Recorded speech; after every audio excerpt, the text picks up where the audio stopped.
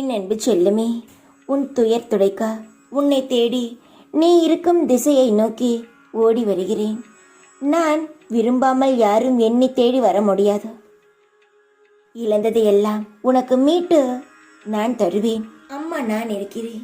நீ நினைத்து கொண்டு இருக்கும் காரியங்களுக்கு விரைவில் நான் நிறைவேற்றி தருவேன். அதற்கு முன் நீ நிறைய தெரிந்து கொள்ள வேண்டியது இருக்கிறது. தெரிந்து கொள். நான் சொல்வதை முழுமையாக கேள். அப்பொழுதுதான் நான் கொடுப்பதை உன்னால் தக்க வைத்துக் கொள்ள முடியும். நீ அன்பாக இருந்தும் உண்மையாக இருந்தும் இழந்ததெல்லாம் போதும். நீ அன்பாய் இருக்கிறாய் என்பதை விட உண்மையாக இருக்கிறாய் என்பது முக்கியம்தான்.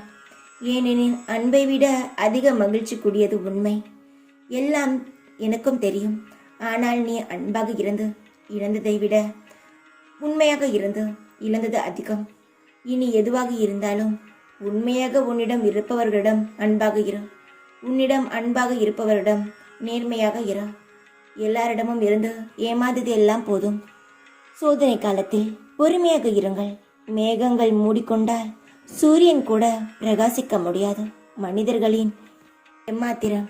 அதனால் சற்று பொறுமையாக இரு. எந்த ஒரு கவலை வந்தாலும் எந்த ஒரு சோதனை வந்தாலும் கடந்து போகும் என்ற நம்பிக்கையுடன் பொறுமையாக இரு. நீயாகவே எந்த ஒரு முடிவையும் எடுக்க வேண்டாம். நீ நினைப்பது போல் உன்னுடன் பழகுபவர்கள் எல்லாரும் இருக்க வேண்டும் என்று நினைக்காதே. அவர்களுக்கு ஒவ்வொரு குணம் உள்ளது.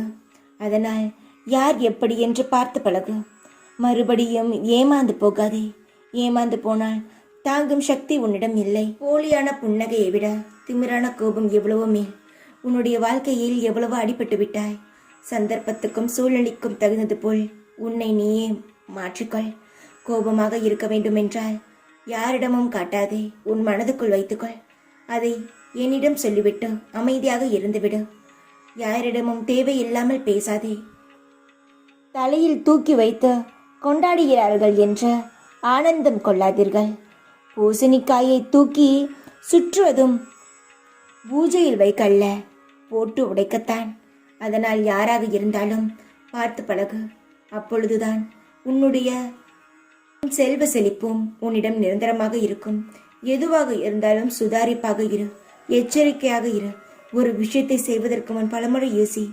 இந்த அம்மனின் பாதுகாப்பும் எப்பொழுதும் உனக்கு துணையாக இருக்கும்.